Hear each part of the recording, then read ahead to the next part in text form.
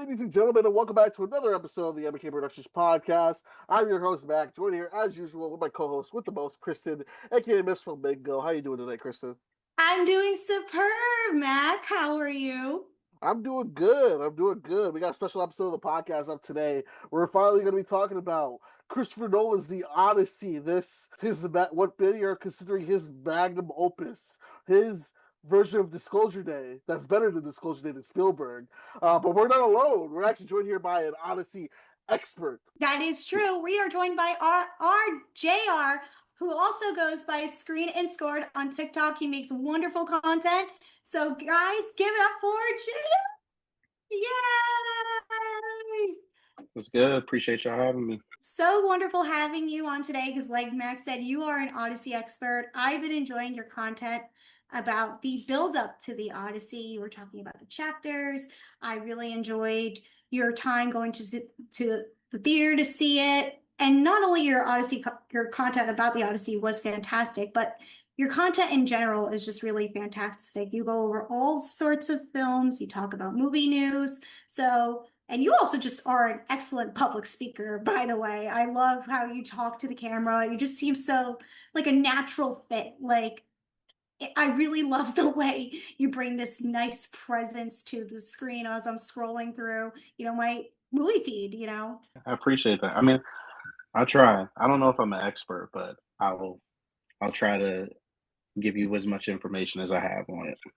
Well, you broke down the chapters. That's what I did see. And I thought, you're great at that. So we would like to get to know you more as a film critic and everything that you do on your platform. So why did you want to create your account? Just because I have a deep love for film. And I just wanted a space to talk about it. I mean, like the closest person I had when it came to movies was my dad. But then when I moved from Maryland out here, it's like I didn't have that person to go to the movies with, to really talk about movies that much with. And so, like, really just starting the account was a way to just kind of keep that going because he watches my stuff. So it's kind of like having a conversation kind of through Instagram where he kind of watches most of my stuff, even though I post on like TikTok and Facebook. But just wanted to talk about the stuff I really care about and just kind of grow as like a critic and try to dip my toe into like journalism a little bit and just to expand and see kind of how far I can go with this thing. So what has been your favorite review that you got to work on so far? I think my favorite one was probably, The Odyssey's up there. It was fun kind of diving into that movie and just sharing my experience with it. But I'd say Nosferatu was fun too. Like I got to see that one early and it was just nice being able to like sit with it, dissect it for a little bit, and then revisit it before it hit the general public one more time. So that one was fun just because I had so much time to just kind of like really dig into that. We're big fans of that film here. We love Robert Eggers here. So I have to ask you, are you excited for Werewolf? I'm really excited for Werewolf. Yes. Oh, amazing. Yes. And then besides that, is there any other films that you are excited to see for the rest of the year besides Werewolf? Yeah, Resident Evil. I'm really excited to see what Kreger does with the Resident Evil franchise, and I don't know, like I'm mildly excited for Doomsday, like very, very mildly excited. So, we'll see what Marvel does with that. Mac, would you like to ask our guest anything? No, I guess I'd say, are you excited for Coyote versus Acme? I actually am. I saw that trailer again last night. I was like, man, I'm so glad. If this movie flops, I'm blaming all of you because it's like y'all were talking about, release the Coyote versus Acme. We should let them cancel the movie, and then y'all didn't want to see it. Screw you. But what about that Matchbox Cars movie with John Cena? Am I right? That's nothing to do with Matchbox Cars. Oh gosh. Yeah, well, they just had the screening for it at Comic-Con too for Coyote versus Acme. They had a big, I don't know if it was like a fan and press screening, like they mixed the two, like what they've been doing lately with a lot of these screeners. They had a screening for that. So I haven't seen anybody really talk about it yet, but I'm hoping that it's good. It better be good. But it kind of gives me the Who Framed Roger Rabbit vibes. Yeah, I think it reminds me more of Looney Tunes Back in Action than Who Framed Roger Rabbit. Well, that's a good point. So, well, anyways, Mac, are you ready to dive into the news? Of course, and don't forget we can JR's links will be in the description below, so you can follow him on all the social platforms that he's on. But let's get right into the news.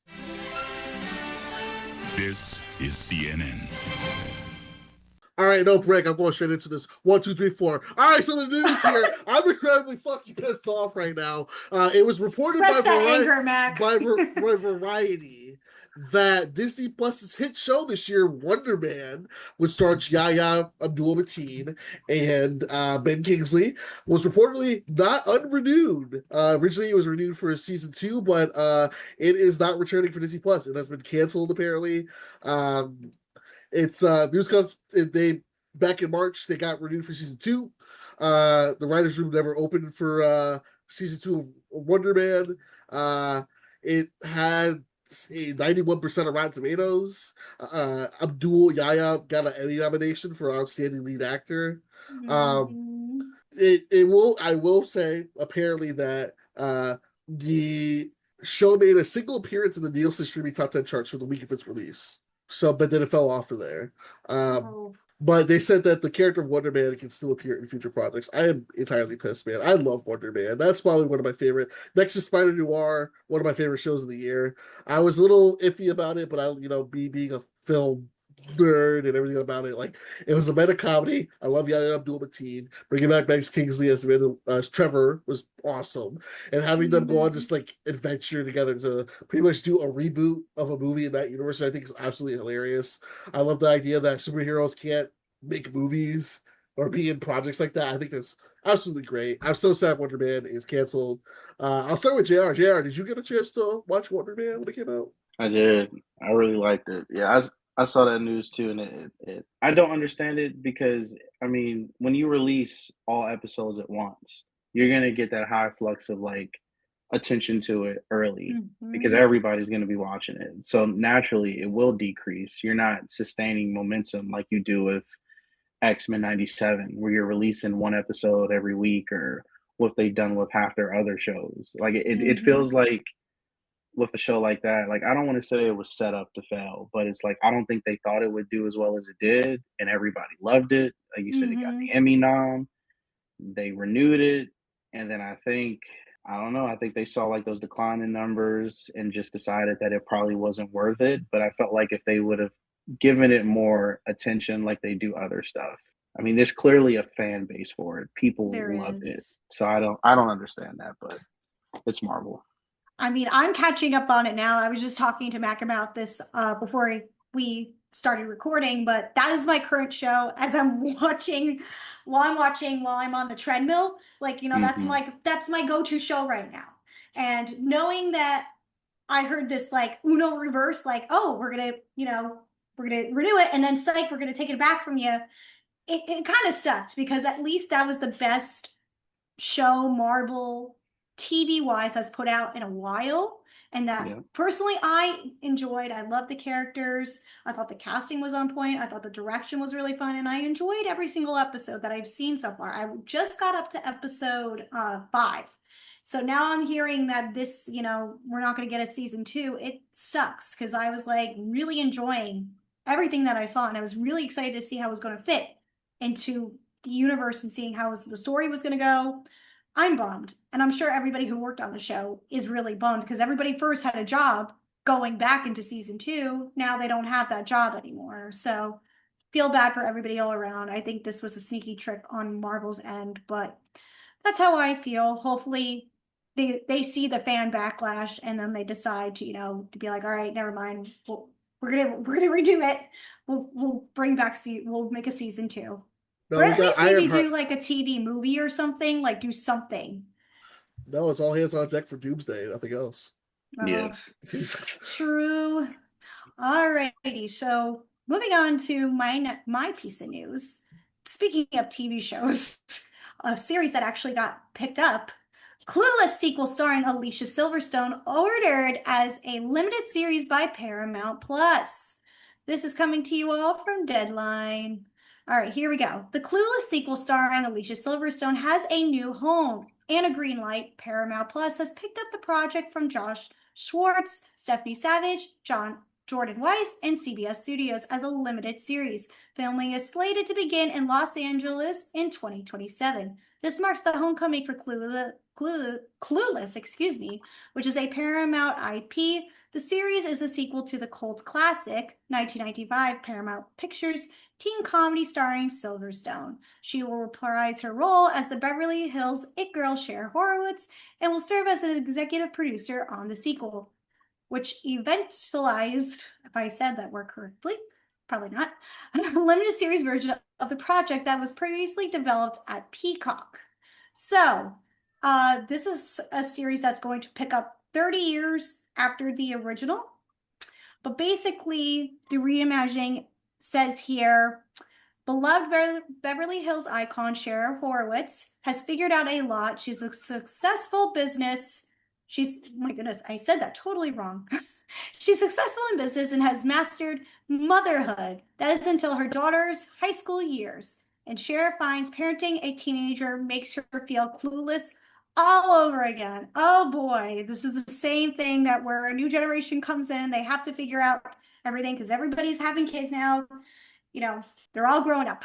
So I find this interesting because back in the 90s, there was a Clueless TV show that ran for 3 seasons. So I'm curious to know, are they going to scrap that existing property from the Clueless TV show or just say, it's brand new, we don't know what TV show we're talking about? So guys, what do you feel about this new Clueless reboot? Will you be watching, and do you all enjoy the film itself, or do we need a Clueless TV show? JR? I will not be watching. I've seen Clueless. I like it. Like I don't have like the same nostalgia for it that like some people do. I don't know, man. These legacy sequels, these legacy reboots, I'm kind of over them. Like I'm just so yeah, like I remember hearing about that and I had no type of feeling whatsoever. I'm like, oh, okay, like that's cool. It'll definitely have an audience. Like people will definitely show up for it. I'm just curious what that demographic looks like. Like, is it more 90s kids, early 2000s? Are younger kids going to be drawn into it because their parents, older relatives, whatever, are watching it? So I'm curious what the breakdown of that looks like. But yeah I'm not really interested in it. I feel like they're going to look at the marketing material for that in the same way they're looking at the new Elle series that just came out, which a lot of fans aren't totally pleased with that show. I mean, including myself, I'm just think that new TV series that just came out is just meh and doesn't really follow, at least to me, doesn't really do justice to the film. But I don't know. I love Clueless so much. It's one of my personal favorites. Like it's in my top like 50 favorite films. I have a personal connection to it. Because it came out in 1995. That's the year I was born. And, I feel like I have a sense of nostalgia to it in a way because I used to watch it growing up. So I don't know. I don't think we need it, but do you know what? Paramount's going to milk this crap out of it because like what they're doing with a lot of legacy sequels lately. We just saw that with the Scary Movie franchise that just came out. So I know this is going to be a limited series, but we'll see how it turns out. Mac, do you care? This is what we call I need money because I haven't been in anything in a while. Unless it's still Stone. The last thing I saw her in was Y2K. And oh my god, yes! That movie! She was the mom in the worst Iron Women Kid movie. And I was like, holy shit. Like I forgot you were that. And then like every time she comes up with the deal, she's always talking shit about like how she was like the trailblazer for female-led superhero movies. I was like, you are holding your head proud of Batman and Robin. You know what? You go, Alicia. I really don't care about. I'm gonna be like, completely honest. Clueless, I really never got really into it. The only thing I know about Clueless is that Iggy Azalea did the I'm So Fancy video, like kind of did the whole thing like that. I was more of a Mean Girls guy, and I already fucked up that with the Mean Girls too. So I'm very jaded. And then the bad, like I don't care. I know there's an audience for that Mean Girls movie that came out, what was it, last year, the musical? It was 2024, yeah. Oh my God. I wasn't a fan of that. My Mean Girls 2 was just them having a high school reunion where their kids go to high school, and that would have been the Mean only Girls sequel 2. I believe is that Walmart commercial that Lindsay Lohan and Amanda Seyfried did. Do you know what I'm talking about? There was a Walmart commercial that came out, and it had like Lindsay and Amanda and Lacey. All three of them were in it.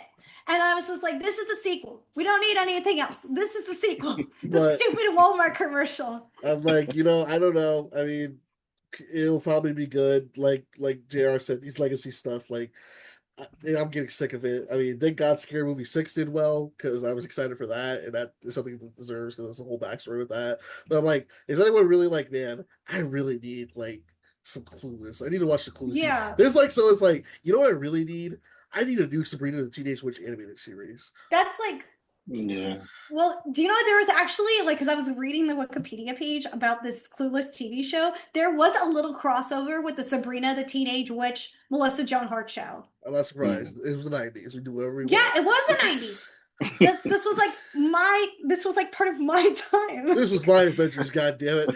I want to acknowledge Alicia Silverstone in a minute, because I forgot she was in this, and I didn't review this last year, but I remember ranking it. But she was in A Merry Little Xmas with Oliver Hudson, which that one wasn't good. And then I forgot she was in Begonia. But anyway, my news story. Let's go to my news story. Matt. If you like Clueless, go check out the series. I don't know, maybe it'll be good. But my news story, guys, or y'all, I'm sorry. Did you see the new trailer for the third Jumanji movie? Whoa, holy shit! Did you see the new trailer for the new Jumanji movie? I don't know what the fuck. Did you see the Jumanji entered the, what is it called? Jumanji Open World. Did you see that trailer? No. Mm-hmm. Yeah. Just to kind of go over just some context with it, this is the third Jumanji movie we've got. The first one was 2017, which is the next was it just Jumanji, or was it the next level was 2019? I forgot. I don't even remember. Well, Jumanji was 2017. That was the reboot. Okay, it was Jumanji, Welcome to the Jungle. Then it was Jumanji, the next level. There we go. Okay, yeah. So 2017 was a new reboot with The Rock, Karen Gillian, Kevin Hart, Jack Black. New story Jumanji said this is a video game. So we got 2017. We got the sequel in 2019, and then we are getting the third, and I'm assuming maybe the final one this year. The first two movies, we see the characters go into the game, play the characters, but this time the characters are coming to the real world. As we can see in the trailer, it looks very interesting because, for the first two movies, we're used to like the Rock and everyone acting like the kids, the characters, but like this time they're acting like the characters in the game, and it's kind of weird because the Rock has a Spanish accent because he's in demo mode, and like Jack Black is talking like an old historian from like King Kong. And I mean the trailer looks interesting because there is a scene where like we gotta get y'all back into Jumanji, but then the big guy's mom is The Rock, and she's like covering her chest, and he's like, "Oh, is that you?" It's like, "Oh, it's me." And his little brother goes, he's like, "I'm an adult black man." I was like, okay, that's kind of funny. JR, what did you think of the trailer? It looks fine. I'm kind of over Jumanji too. Like I'm good on it. I thought it would have been really cool if they stayed out the game the whole time, and once they got back into it, then I was like, "Oh, we're doing this again, but with just new people." I mean, I'm gonna still go see it. It's still gonna get my money just because. But yeah, it looked okay. Well, I don't have an opinion on it. As long as Nick Jonas returns, that's all that matters to me. Bold strategy, because this comes out a week out. This actually comes out, I believe, the week after of Doomsday, or a few weeks before Doomsday. Oh wait, yes, he's in it. Okay, that's all that matters. Nick Jonas, I can confirm, is in it. Like I can't, like I don't know. I thought it was interesting because I like the chemistry between the characters, everyone. Like I like I like the first movie because I was rewatching the other night. And it's just the part when he's like they're doing their strengths and weaknesses. And Kevin Hart's like, "I'm running around this jungle in this dumbass hat," and I was like, okay, that's kind of like okay. There's some funny moments of it. I didn't really remember the second one. All I know is that I like how they have Danny DeVito as The Rock and Danny Glover as Kevin Hart. I thought that was like perfect casting. Like you mentioned, I really wish they did keep him like in the open world. Like I hate that they're like, we're gonna go back to the video game. I was like, okay, I gotta do it one more time. But I don't know. They'll probably do well. I think they need to move this movie earlier because this movie's gonna get lost in the shuffle. Let's see. When is the release date? December 20. Yeah, it's gonna get lost in the sauce because that's also coming out the same time as Werewolf. So, well, that's just that. The thing is, at least they could take this to the families to see this. There's Doomsday. Yeah, they should probably either move the release date forward or push it to January. But then it's gonna be known as the January dump month. So I don't think they want to do that. Yeah, I don't see having this have a strong box office return as what, Dwayne Johnson hopes. Yeah, The Rock needs to win because that Moana movie is fucking bombing. He's got so much. He's got so many bombs lately, and unfortunately, like what he saw in what is it? I almost said Iron Claw, but Smashing Machine. He's not doing well financially in the filming circuit. So I say to The Rock, talk to Sony Pictures. Tell them that you need to move it so you can make your book back. But excuse me, couldn't even talk there. But we'll see if they change it, but I doubt it. But yeah. Anything else, Mac, before we move on to my last piece of news? Nope. What do you got? Alrighty, so we can pick this. Mac, I don't know if you want to pick. We could talk about the film adaptation news or concert film news. Let's do film adaptations. I don't care about a concert. Okay, alrighty, because this actually works out in honor of today's conversation. Speaking of adaptations, The Fault in Our Stars, Helmer Josh Boone boards adaptation of Lynn Painter's novel Fake Skating from Sony and Olive Branch Entertainment. Again, coming from Deadline, an article published by Justin Kroll. Here we go. It's been more than a decade since Josh Boone turned The Fault in Our Stars into a smash hit, and he now has his sights set on another best-selling adaptation. He's already laced up. Sources tell Deadline, Sony Pictures, and Will Gluck's Olive Branch Entertainment have tapped Boone to direct Fake Skating, a movie based on Lynn Painter's New York Times best-selling book.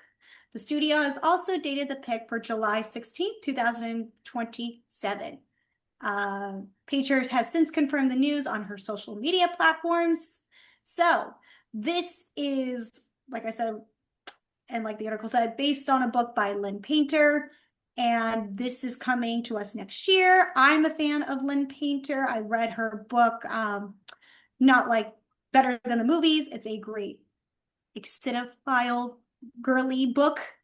And I know we're talking about, the Odyssey today. We also did an adaptation episode with our good friend Hannah recently. So guys, I would like to know your thoughts on the recent adaptation news and if you would watch something directed by Josh Boone, who was known for directing Fault in Our Stars. And he also recently did Regretting You. So I think you're talking to the wrong audience over here. I have no idea what that is. I know, but this is like, I'm going to say this. We are seeing a resurgence in the young adult sphere when it comes to films. Shut your fucking mouth. You know what I mean? That's gross. Don't read those words. That was the worst era ever. Besides the whole, the first Hunger Games was when it was good. Everything else has sucked. Yeah, and that's why they're taking a lot of these romantic comedy books that are geared towards young adults and turning them into film. Fake Skating being one of them. Josh Boone, like I said, who is known for directing Fault in Our Stars. Saying that, and I guess we can tie this into the conversation about the new Hunger Games movie coming up.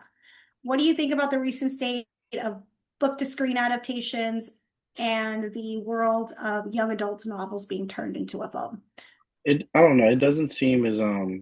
One, I like some of them. I am excited for the Hunger Games. I didn't see A Fault in Our Stars. I know a lot of people love that book and like the movie. I did see Regretting You. I did not like that movie.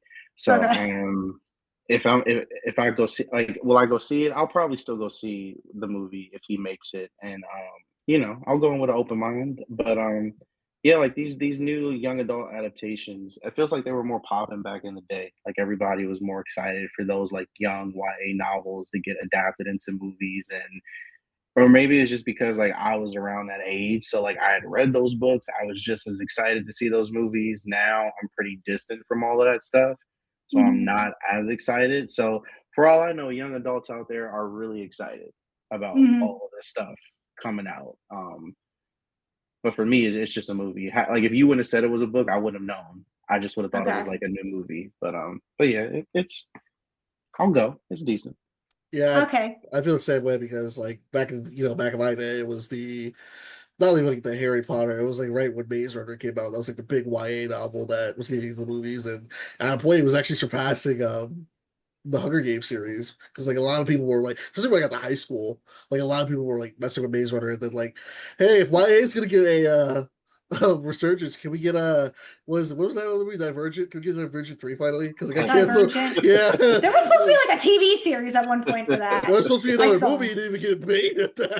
Or there was like a TV or something like fan speculation. I don't I know. Then skipped Divergent, but Maze Runner, okay, I can, mess around with Maze Runner because I love Dylan O'Brien. Shout out to the fellow New Jersey boy. But yeah, I'm curious to see how this is going to go. This has been targeting at least the young adult side. A lot of the romance films have, not films, books have been turned into film or TV series. Mhm. Like The Summer I Turned Pretty, obviously. The After series, which is like a wall pad series. There was the After Summer series or something like that. There was Every Summer After, excuse me. That was just turned into a series. So there's an audience for it. So obviously Sony picked up the rights to Fake Skating, but we'll see how that turns out when it hits theaters next year, but no word on a cast yet. So I'm curious. But anyways, guys, that's been our news. Unless you yeah. want me to shout out Billie Eilish, who's No, that's all we got for news here. So thank you. Make sure Plus, you go into the news. If you have news for us, go in the comment section or message us on M&K Productions Podcast on our Instagram. But guys, speaking of book adaptations, let's talk about the Odyssey. Some say he perished. Where is he? Where is he? Where is he? Let's go! The Odyssey in theaters everywhere in 2 weeks. Rated R. All right, so the topic today, we are going to be covering Christopher Nolan's magnum opus.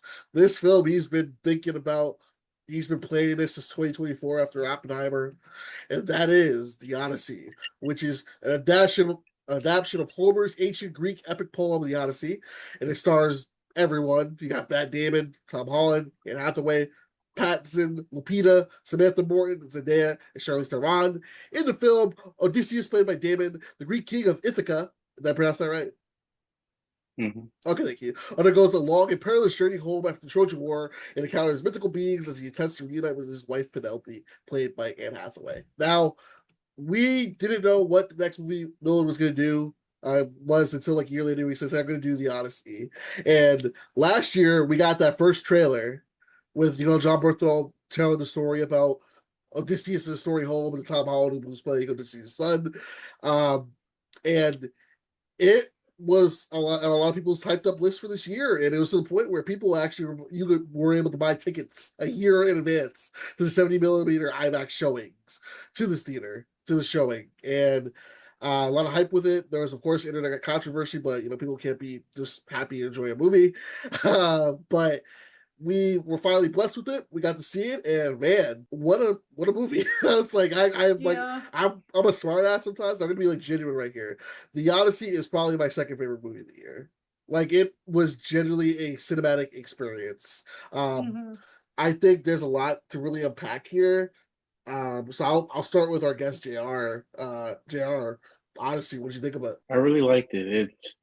It's an interesting take that I feel like he took with it. Like when I went back and revisited some older live actions, like I think 1954's Ulysses, that 1997 2-episode TV series for the Odyssey, and Ralph Fiennes's The Return. It's interesting how different all of those are, and just how different even Nolan's is in terms of like what he decided to focus on, what he decided to include, what he decided to keep out.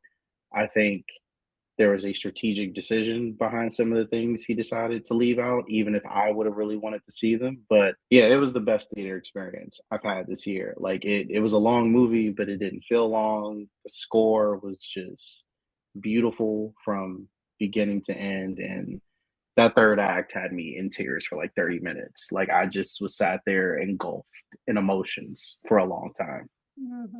I agree that I think it's one of the most exhilarating watches that I've seen this year. I think this is like the perfect movie to see with an audience. It's like the theater going experience that you do not want to miss out on and be part of the conversation. Even if you don't like it, you still want to be part of the conversation and see, the set design, the performances, everything that went into this project is so fascinating, and seeing all the discussion behind it has been like so interesting to me. And just as an outsider, I just was like, I want a good movie. I don't care who's casted. I don't care who's directing it. I don't care what translation you get. I just want a good product, because we're all paying for, a good movie. That's all everybody wants. And I felt I got that with my money, and I enjoyed my time. So I think it's in like my top 10 of the year. But I also said this in my review. It's not Nolan's best film in my opinion, but it's definitely like going to go down as something that is going to define a distinct era of cinema that used, technology in a unique way of filming a movie strictly using IMAX cameras, and how they filmed it behind the scenes is just like the interesting part. And it'll be studied in classrooms. Do not get me wrong.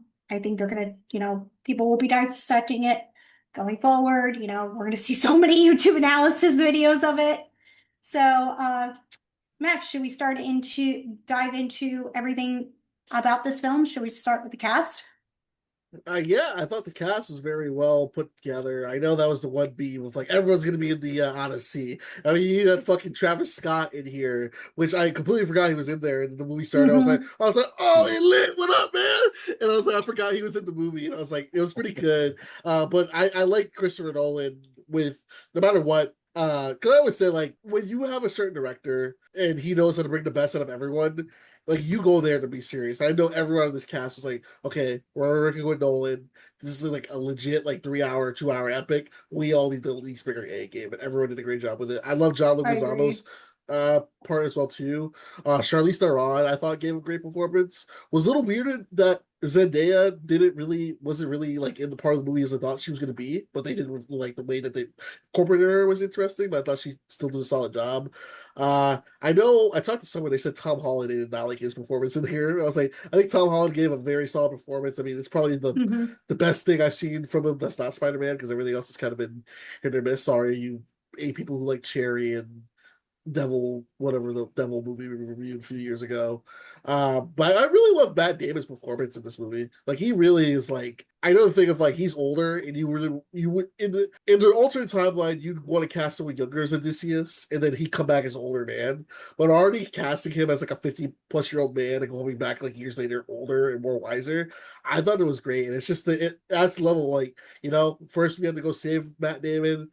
Then we had to go like bring him home, and now it's his job. He's on his own to get his ass home, and Right. I think that he gave a great performance of just really good intensity, both emotionally and physically with it. I thought he did really good. Also, shout out to John Bernthal. I really was expecting him to be like, now let me tell you something, Tom Holland. Like he didn't do it. I was like, he wanted to, but he didn't do it. I was like, I'm proud of you, John. I'm proud of you. I agree. I think the movie does make Matt Damon shine. I think everybody is there just to support Matt Damon, because of course that's the supporting cast. I thought he was incredible. I think this will go down as one of Matt Damon's best performances. I definitely see him getting an Oscar nomination. Don't know if he'll win, but I definitely see him getting some kind of nomination this coming award season. I absolutely loved Zendaya in this role as Athena. I thought what they did with her character was really, really interesting, and how that just ties in, and seeing how her character plays a role in the third act. I just thought that was an interesting choice, and I really loved what they did with her character. And Charlize was also very good, but I also love Samantha Morton. I don't think enough people are talking about her. That scene alone with the pigs just showed that Christopher Nolan needs to direct a horror movie. He can direct thrillers. We've seen him direct thrillers in the past. I think if he can deliver like some kind of horror movie, I think people would be really excited and very curious to see how that turns out. Well, He even got advice from Guillermo del Toro when they did the Cyclops, because he was like talking to Guillermo about, using practical effects. You can correct me if I'm wrong on this, but I know that they made the Cyclops like a puppet, and I thought that was really cool. So maybe we'll get an opportunity where we see Christopher Nolan and Guillermo del Toro on a project. I think that would be great. He already said that he's interested in making a horror movie because he wants obsession. He's like, I think I want to do a horror movie. Then do it.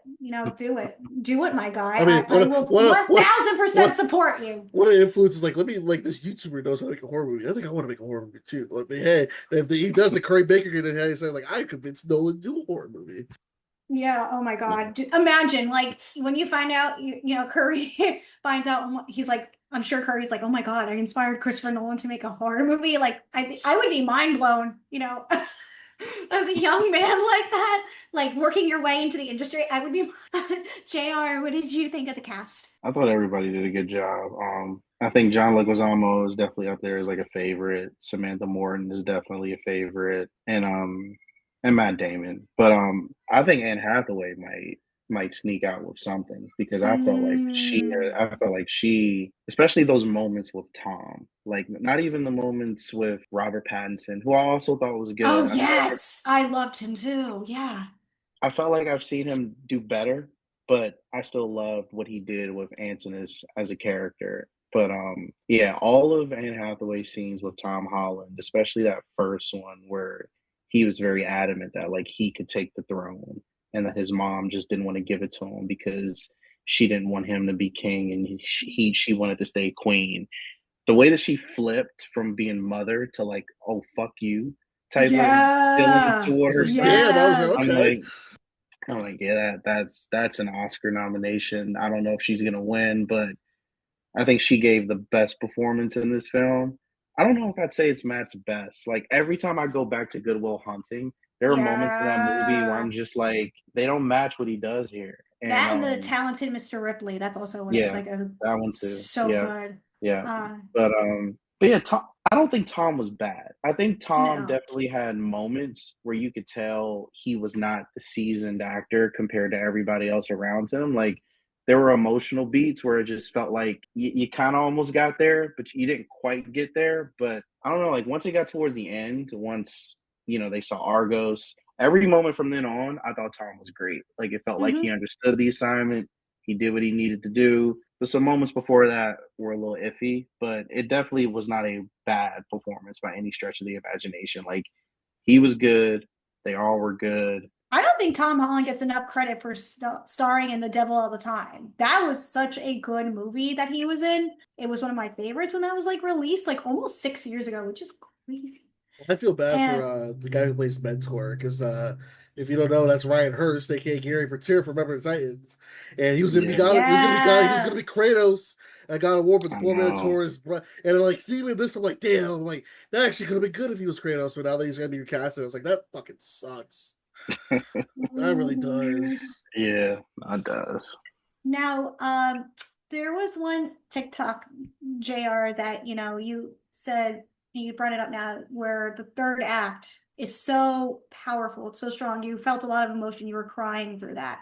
Can you take me through to the first time? Because I know you got to see this movie early. Take me back to that day when you saw that scene and how you felt, and how do you feel how the film's themes were portrayed? Yeah, I thought the film's themes were like, as I sit back and as I thought about it after the fact, I thought the way Nolan navigated those themes was done very well. The first time I watched it, I just remember that Ludwig's score just kind of like setting the stage. And when he sat down and he was getting his feet washed and he was talking to Penelope, it's really, the score is what really evokes the emotion, because it's just so somber and so reflective that you just can't help but think about other things. But then as you're watching this, like I told my dad, like normally when you watch battle sequences, like when you see armies storming another kingdom, you think that shit is cool. Like you're like, oh fuck yeah. Like I remember watching Troy. I wanted them to sack Troy.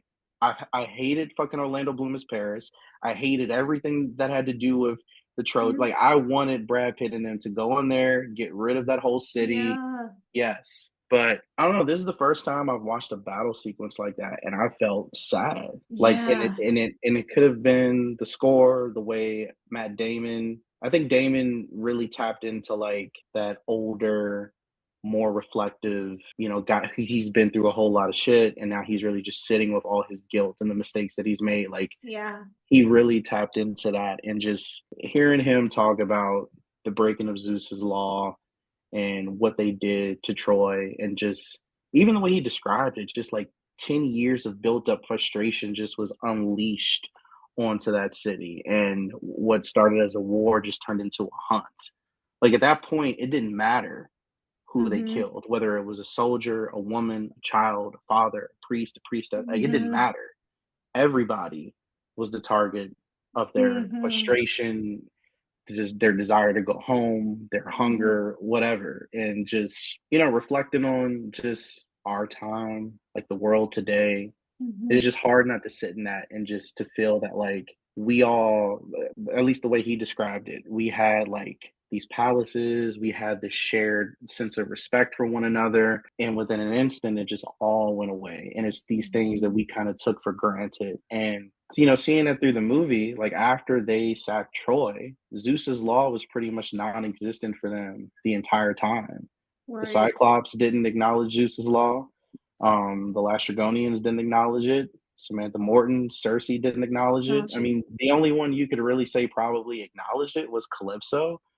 But even then, she used Zeus's law to keep him there for as long as she did. Yeah. You know, so I mean, it's like if they had not done that, would their trip have been derailed as much as it was?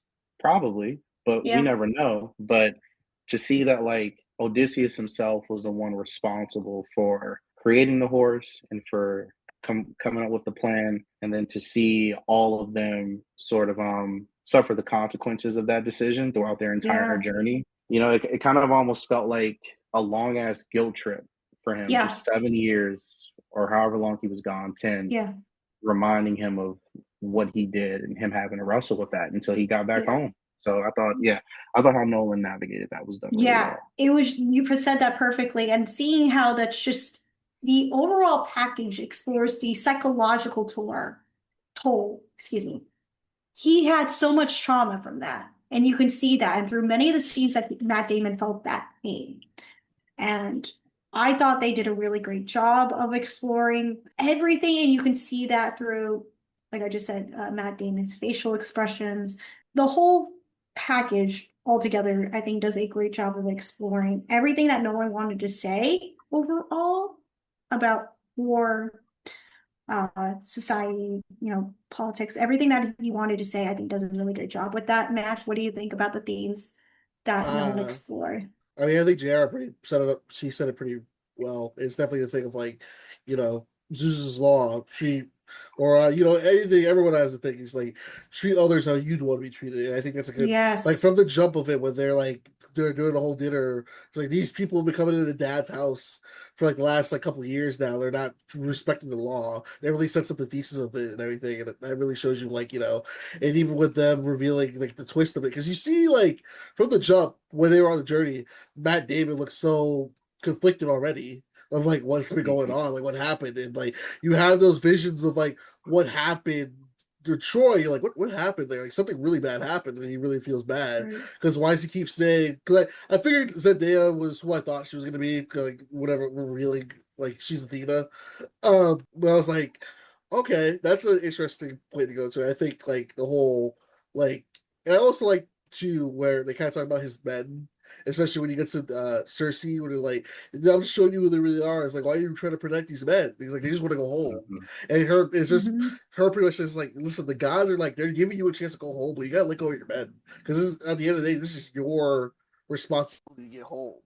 It's like Mm-hmm. it's not their responsibility. It's you. You try your you can try your hardest to keep them alive, but you're not gonna go home. You're gonna go home, or you're gonna like die trying. Because I'm gonna talk about my favorite scene in the movie when they went to Hades. Yeah. Oh, that first of all, like I said, wow, that's actually really, really like when they made the shade of how do I pronounce this motherfucker's name? To Tyrese, right? Mm-hmm. Tyrese, yeah. Tyrese, yeah. You bring up they like, here's what you gotta do. You're talking all dead souls. You see all the shadows, and you see Elliot Page's character from the beginning of the movie. Yeah. Sidon, who we figured out that Robert Pattinson's little bitch is switched out his little brother. Yeah. And it's like, I was like, wow, he's like, your father Odysseus, he didn't want me to go. I wanted to go. I was so sad. And then Sidon was like, because there in a way, it was a little messed up how Sidon died because they lied to him saying that they left, so it was just the Trojan horse. So Sidon had no idea they were in the horse because they had to be quiet. And then Sidon got murdered with that lie. And I think Elliot Page had like one of the most low key great performances in this movie, especially like they had one of the most memorable scenes in that film, especially seeing them in the beginning and then just seeing them reoccur in Hades just stands out in particular. There's a lot of scenes that stand out. One of them being that Hades scene and their monologue that they give.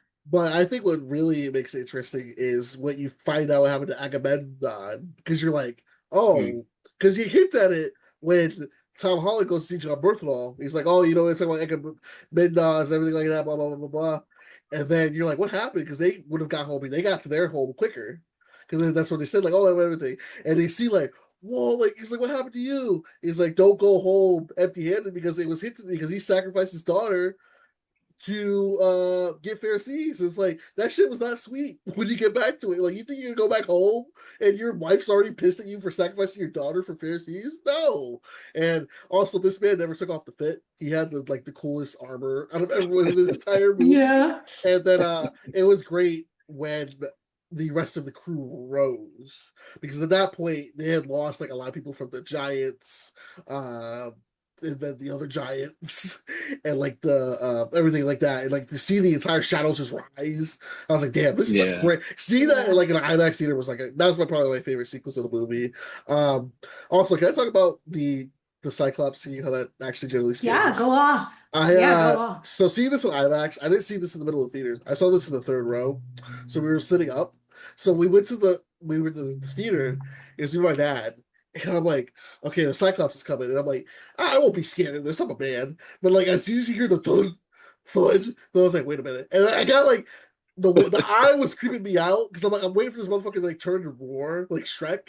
I'm like, oh shit! Like, I'm like, oh my god! And then like the fact that they're hiding with the sheep was a scary part. I'm like, oh my gosh, this shit is so creepy. And like, I was like, okay, they probably like move past them, and then you put the rock on the door, like you piece of shit. And then like the whole when they tricked them to get they stabbed him in the eye, and I was like, I first I went ow, and then you kind of hear. I felt that pain. I was like it's like taking the pencil to the eye. There are some moments there are some moments of like dark comedy because they're like, that thing can talk. Should we reason with it? I think we're way past that. We're way past that.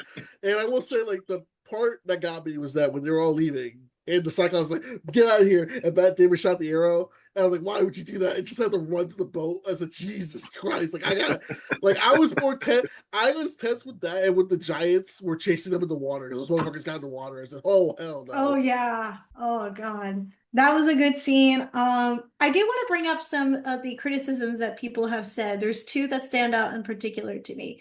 This has been reoccurring in a lot of Nolan's films, but the sound design I've seen people complain about a lot. I thought it was fine. I didn't have really an issue with it. I went deaf a little bit, I guess. I'm not gonna lie. It was kind of a little loud sometimes. Didn't we say that like when we reviewed Tenet, Mac, like years ago? Sit down. The sound design the Tenet was like, because I reviewed that and I was like, damn, this movie really does have like, especially that bass. And I felt like some of this movie was like loud as hell. Yeah. No, Tenet was loud. Tenet was loud. I think that was louder than this, but compared to Oppenheimer, I think the sound design is better in that film than it is in this film. But I enjoyed everything. I did feel like my body was shaking at times when the sound was just like vibrating off the screens when I was seeing in IMAX. I mean, I thought it was, whatever. Um, People also said that they were a little mixed on how the dialogue sounded very modern. That was also a big thing. So you were okay with that? I mean, sometimes it took me out, sometimes it did, depending on what the character was saying. And I know like one of the big things was, I think we talked about this previously, Mac, but when Robert Pattinson says daddy, I think that was the big thing. But I kind of liked it when Robert Pattinson said that, because I was like, ooh, it feels like kind of threatening, Ooh, hot. Oh yes, hot a little bit. It's just so threatening. Not that kind of way. Not that kind of back. But I liked it because I asked my dad about it. I said, you know what, Dad? I was like, I think my thing with it is like, I'll use an example. One of my favorite films of 2010s is The Death of Stalin, which is a satirical piece about Stalin's death and like what happened with it, the collapse of the Soviet Union. And a lot of those actors, there's English actors, American actors. Steve Buscemi's in it, and he's literally Steve Buscemi. And Jeffrey Tambor's in it, and he's literally Jeffrey Tambor. And Antonio DiNucci said, like, I don't want y'all to do any accents because what's the point of like y'all doing these fake accents like that? And I think with them talking like this in the way they do the Odyssey, I liked it how they kept it modern, especially like when they cast Travis Scott as the Bard. And like Nolan's like thought for that was like, well, hip hop and poetry throughout the years like that have been connected. And like the him, like when Travis Scott was speaking, I'm like, okay, I can see that. That feels like a rhyme, like he would do in a song, like whole like tell the story of Odysseus and the story of Troy. I didn't have a problem with the way they spoke. I thought it was fun because I'm like, if they didn't speak modern, people would have complained about it, even if it wasn't like, because I feel like it wasn't even like too modern. It's not like they said like I said, John Berthold there saying, let me tell you something. JR, is there anything that you felt in the film that you saw you weren't really a fan of, or no, you just were a fan of everything? I mean, like I was pretty much a fan of everything. I mean, I was surprised by how lacking the film was, though, when it came to more of like the gods and the mythical kind of aspect of that. Just because like we didn't have the bag of wind scene in this, where Odysseus gets that bag of wind from the god of wind, and he tells him like, don't open this until you can see Troy. I mean, till you can see Ithaca, and it'll blow you home. And then his men think that he's hiding like treasure from them, so they open that bag, and then it blows them even way off course. And they were literally almost right home if they just would have stayed patient and trusted him. And like Hermes isn't in this, and Hermes helps him with Circe, and he convinces Calypso to let him go in the poem and everything. So like I was surprised that the gods were as absent as they were, but it felt like a strategic choice from Nolan's standpoint. Yeah. Like it felt like he really wanted to keep this grounded in a way to where like we believe that these guys exist, but just because we believe they exist doesn't mean we need to see them. Like when we see how rough the water is and how chaotic it is, like you believe that's Poseidon and Zeus. Like you don't need to see them. Like you think that's them. We already know that they're there, and we know their presence is existence. You see that in a lot of the scenes. That's really effective. Yeah. It's kind of like the saying from, it's a weird reference, stick with me, Futurama, when Bender had a talk with God, and God said like, hey, I do enough things to make you feel that you don't rely on me too much, but then I do enough where you can question, like say that I believe in you to keep that faith. And I think it's the same thing with the Odyssey, because you're like, okay, like Poseidon, it seems like something Poseidon is doing, and then like, the waters are rough, but then the air and stuff like that. Also, shout out to Hermes, I immediately thought of the SpongeBob movie, which is another form of the Odyssey when you think about it. We got some interesting like stuff going on here in terms of like connections lately to the Odyssey because of Hadestown, that musical, which is also fantastic. So do a double feature, see the Odyssey, and then watch Hadestown the musical. Stunning film. And then we also have like, a lot of other films, especially how you just brought up SpongeBob. Oh, Brother Art Thou. Oh, Brother Art Thou. You could have like an interesting movie marathon, honestly. But there's one other thing I wanted to bring up, and that is the professor the UPenn professor. Emily Watson. I believe I'm saying her name. Mm-hmm. She recently published her review. So I'm pulling out a quote from something that she said because she wasn't a fan of the movie. So I saw this from Pop Culture Brain. Alex, he made a little TikTok about Emily's review in the Odyssey. So I'm going to be quoting what he pulled from that review. So here we go. I had hoped that Nolan's affinity for homework themes might push him to a new creative heights and enable him to conjure more believable characters, but the Odyssey features his usual combination of grandiosity and superficiality. The film's vision is too confused, its characters too underdeveloped to deliver what if half promises in terms of big ideas. It is very good at conveying big bangs and big giants. They also go on to say, Nolan's Odyssey lacks many of the elements that make the poem great. It has nothing convincing to say about time, memory, history, war, about the relationship between one warrior's glorious return and the lives of family, anniversaries, comrades, friends, neighbors. It lacks psychological, emotional, and political and ethical depth. Its narrative structure is gimmicky, the writing is abysmal, none of the characters have convincing motivation for their actions or words. There are no sex scenes, and the food looks horrible. Somebody get these beggars out of here! He's one of the directors where like people are like, you're not allowed to like say anything bad about him, which you could, because there's still aspects of the movie you can say I didn't like. Like I think there's just been the weird things since like probably since like I say Tenet is when it started. The whole like, oh, is Nolan doing too much? Does he have too much creative control with this? It's like, is he like there's nobody to tell him no? Because it's like even with Oppenheimer, I mean, people were saying like he doesn't have a way to say no, or like he's unchecked. Like a lot of his bad habits get shown over that. I'm like, what bad habits?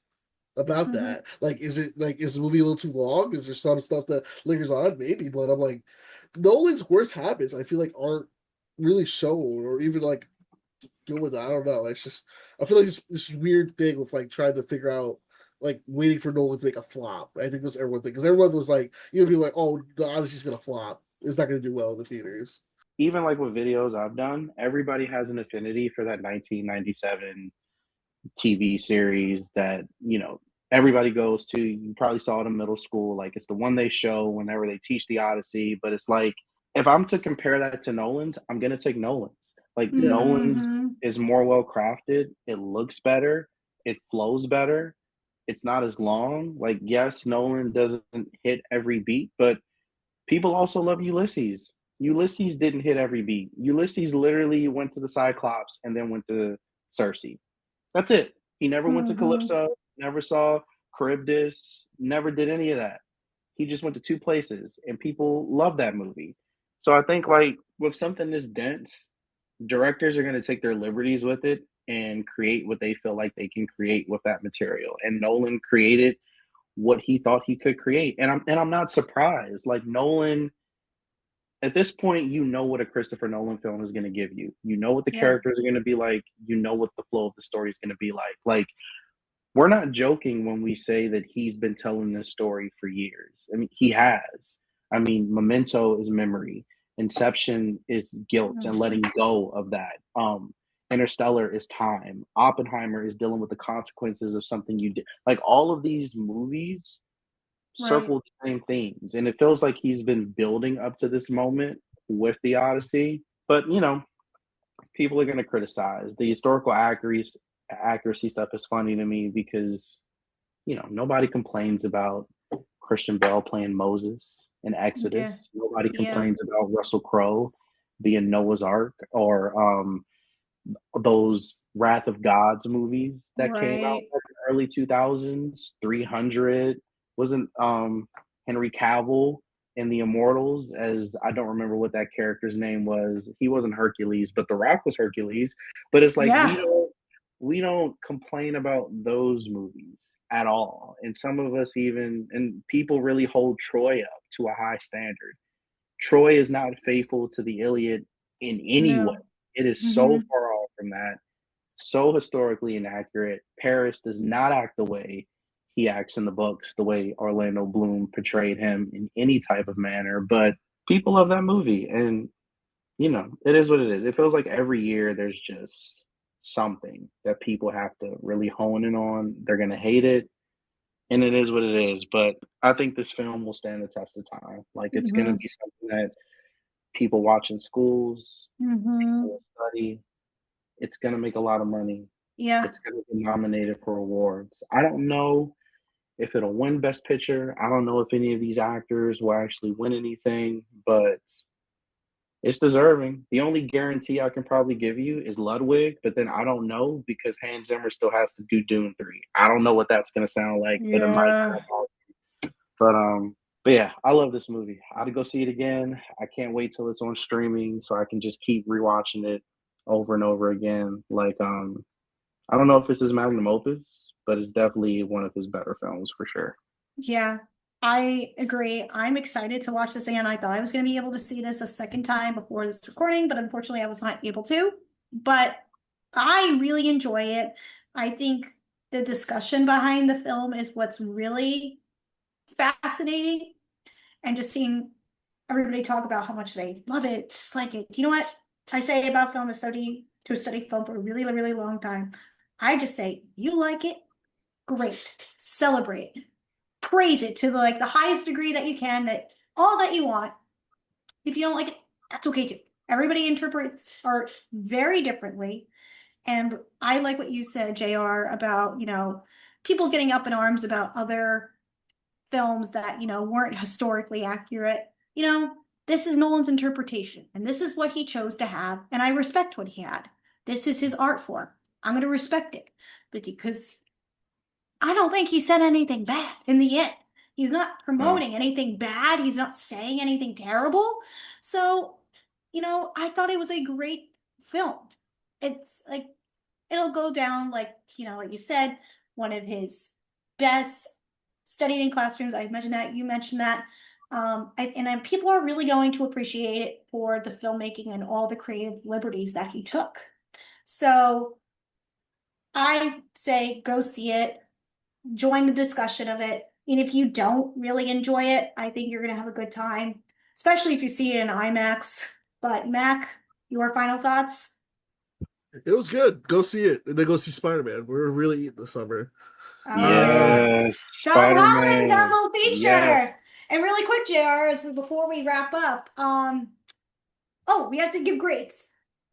Really quick before I ask you about Spider-Man. Yes, I think I gave this, from my review, I think I gave it an A. JR? What would you? A. 5 out of 5. Yep. Beautiful. All righties. Guys, check out the Odyssey. Let us know your thoughts in the comments down below. And if you saw it in IMAX 70mm, great. Fantastic. Let us know which format you saw it in. But JR, I have to ask you this because you got to see Spider-Man early. Mm-hmm. Oh, how was it? Because one of our next episodes, guys, is going to be Spider-Man. So we have to ask, did you enjoy? Definitively, I think it's Tom Holland's best Spider-Man. Woo! I mean, because I feel like what we've always wanted from him is just a street level, New York centered, be Peter Parker Spider-Man. Like I love the Iron Man inclusion in Homecoming, but you don't need it. Far From Home was weird, but I really liked it. No Way Home was really good, but it still wasn't just him. Like this is him. He has to navigate what he's going through, not really necessarily by himself, but he still has to navigate it. And Destin Daniel Cretton is the best web swinging sequences even I've better ever than seen. what John Watts directed. It's so much better than what John Watts directed. Really? It's so good. It's like you get nitpicky about just like the way the web sounds when he's swinging. It's just like you zone out. It's like that's what that sounds like. That's what that should sound like. That sounds really good. And just the fighting choreography. I know Jackie Chan's stunt group really helped out a lot with this film, and you can tell. Like I think that sequence with the hands is like one of the best I've seen in a Spider-Man film in a long, long time. Like Spider-Man 2 is still up there. It is still like my favorite Spider-Man film just because of what that film stood for and how Tobey really portrayed Spider-Man in that film. But yeah, Brand New Day is I'm not gonna say Marvel's back because Doomsday could still fuck shit up, but yeah, Spider-Man has given me hope. Tom Holland has given me hope. It's good. Wow. Well, guys, hey, he's got have four a double movies. feature. He's got Go four ahead. movies. He's got the he's the only Spider-Man to get 4 movies. So That's he's true. he truly is the chosen one.